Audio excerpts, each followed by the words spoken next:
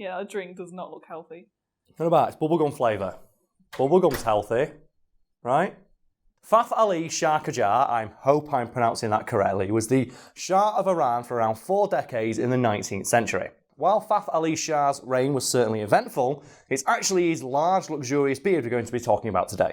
So his time as Shah was an eventful one. It was, yes, and we won't really get too much into it, so I'll just sum it up by saying it was marked by near constant political unrest and turmoil. Despite this, he remained relatively popular with his people throughout his reign, thanks almost entirely to the fact he wasn't his uncle, a noted dickhead called, and I hope I get this right, Aga Muhammad Khan Qajar. And this is, at its heart, a comedy channel, so I won't get too much into the things that guy did to earn such an unsavoury reputation. But I will say that one particular noteworthy incident in his life ended with him sat in his throne room next to a pile of 20,000 recently removed human eyeballs.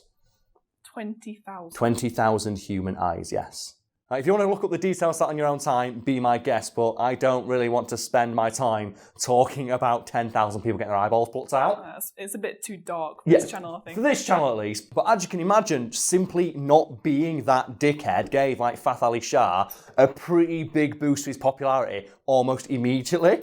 Because all you have to do is say, when someone criticises you, but I haven't pulled out 10,000 people's eyes, and they go, well, you haven't pulled out 10,000 people's eyes, so I guess you are better than your uncle, so overall, a net win for us, I guess. Yeah. Because you're not walking around pulling people's eyeballs out. So it's a fairly low bar, but he did clear it heroically.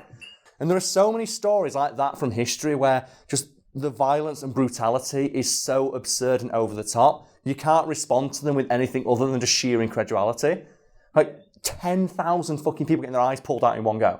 It's like the stories about Vlad the Impaler. There's a very famous story about Vlad where he was taking his dinner after a battle, in the middle of the battlefield, surrounded by, depending on which source you consult, hundreds or thousands of impaled, dead and or dying men screaming in agony, to which the guy he'd invited for a meal was obviously a little uncomfortable about and then complained about the smell. In response, Vlad had him put onto a spike, cut his nose off and then put his nose on a slightly higher spike so he couldn't smell it. And you're laughing at that story, and it's not at what happened because it's awful. It's just because it's so ridiculous that you can't believe it. And according to someone, it did. And he did it all the fucking time. I mean, it's like, even today, you see documentaries and films you about can't stuff fathom where it, yeah. people have, like serial killers and stuff like that. I just think, where's your conscience? How can you want to do that sort of thing?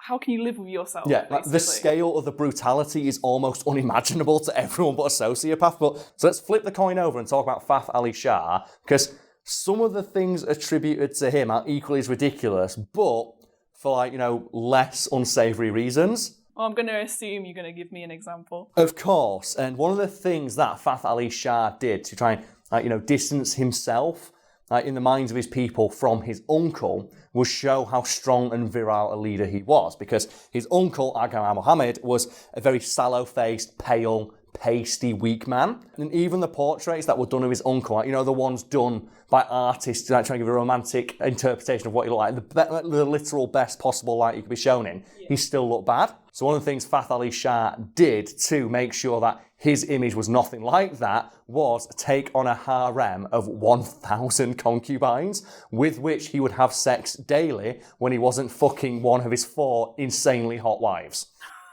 Okay. Yeah. So just think about that for a moment. It's like, well, my uncle has a really bad reputation as being a dickhead and not very virile, which is not the traits people value in a leader in our time and the place that we live. I will get 1,000 concubines.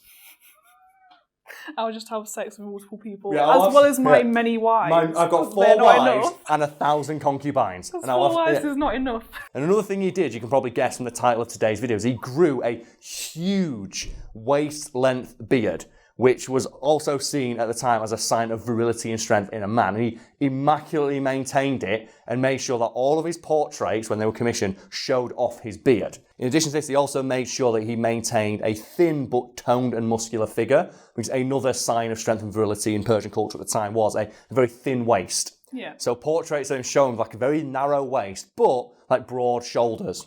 And you can probably guess which physical activity he took part in the most to maintain this physique.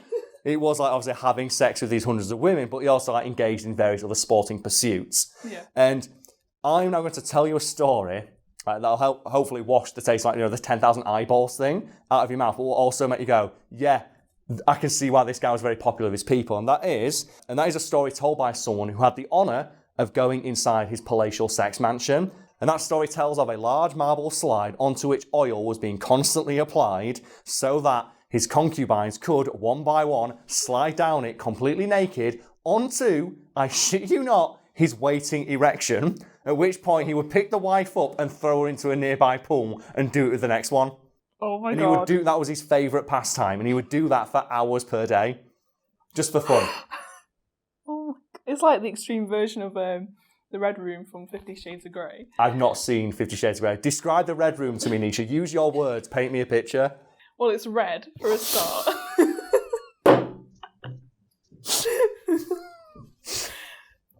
You got to warn me when you do stuff like, well, it's red. Well, I get that. I didn't know you were going to... I didn't know you were going to react like that. Is this the famous room which has got all the sex toys in it? Yeah. It's that scene. It's a red room with a huge double bed in it, or king size, whatever.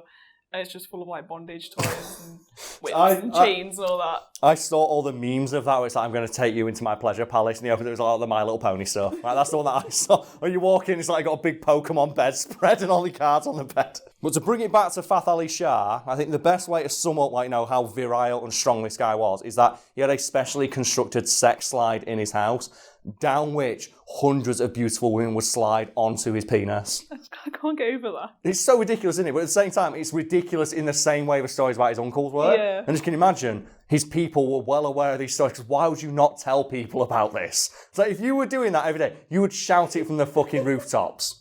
It's like that's the old joke, isn't it, of a guy goes in to see his doctor. Yeah. It's like, he's 85 years old. Yeah, I recently married an 18-year-old gymnast.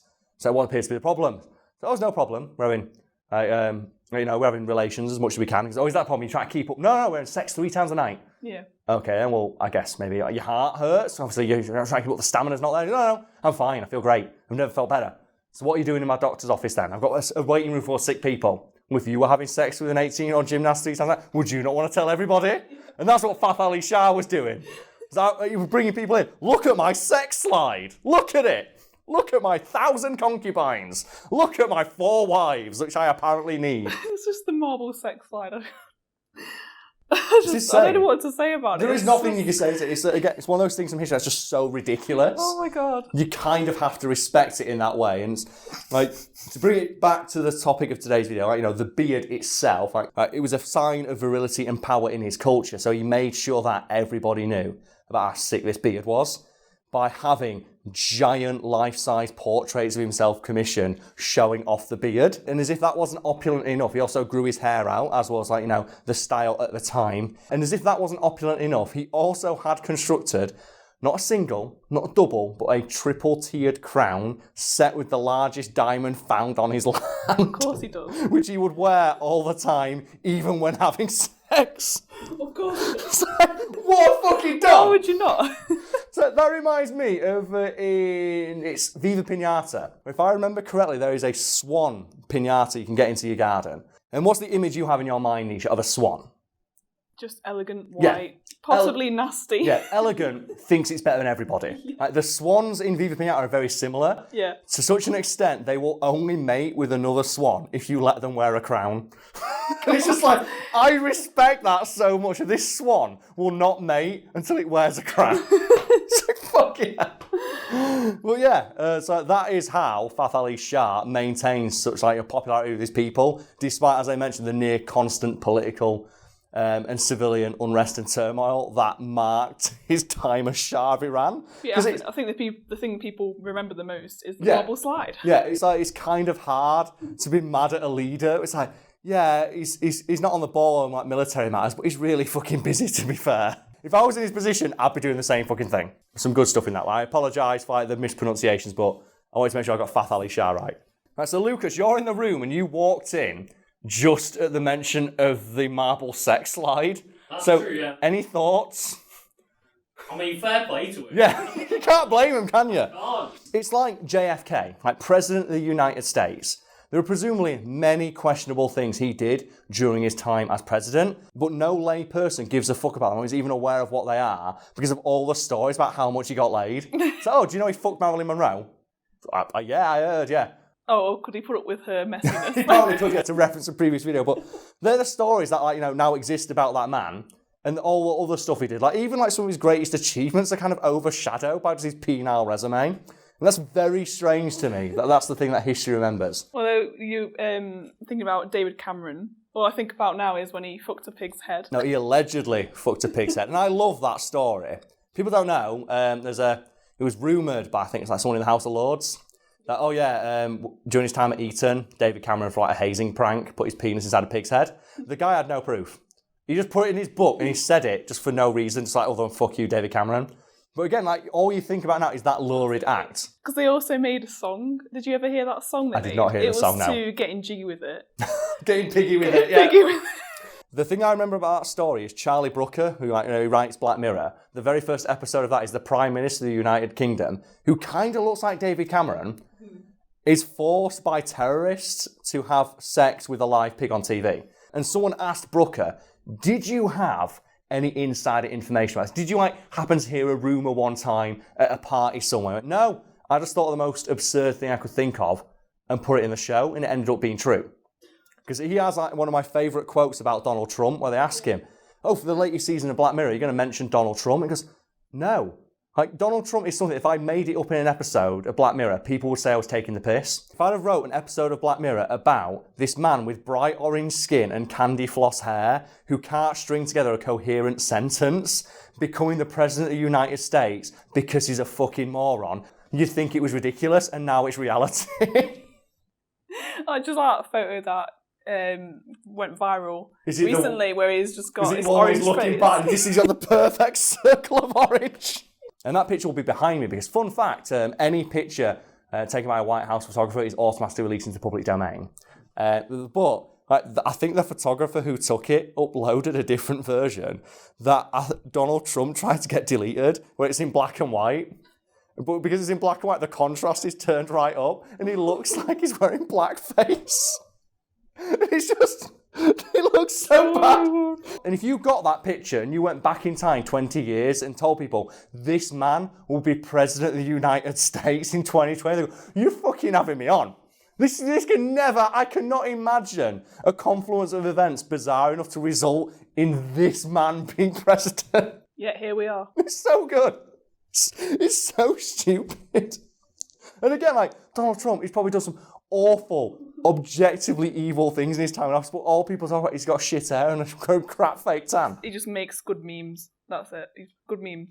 Oh man, just that picture. I like the one that someone did, and it's him looking back, and then it's like the fence from Huckleberry Finn. Yeah. Do you know, so he's looked through a fence and got sprayed on.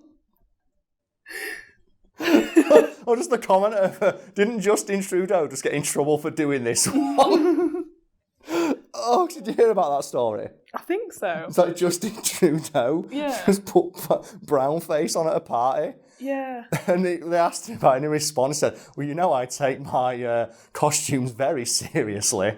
And the best way I heard this summed up is by Wooly of The Best Friends on his podcast, where he absolutely howls with laughter about the idea, and he put an image in my head I can't ever not think. And it's his opponent, who is Sikh, who just started doing spinaroonies in his office when the photo was released, because now he's basically got his entire election campaign just planned out for him. Oh my god. Oh man, so that'll be a lesson for any potential future leaders out there. Have sex with as many women as possible and no one will care what bad shit you've done.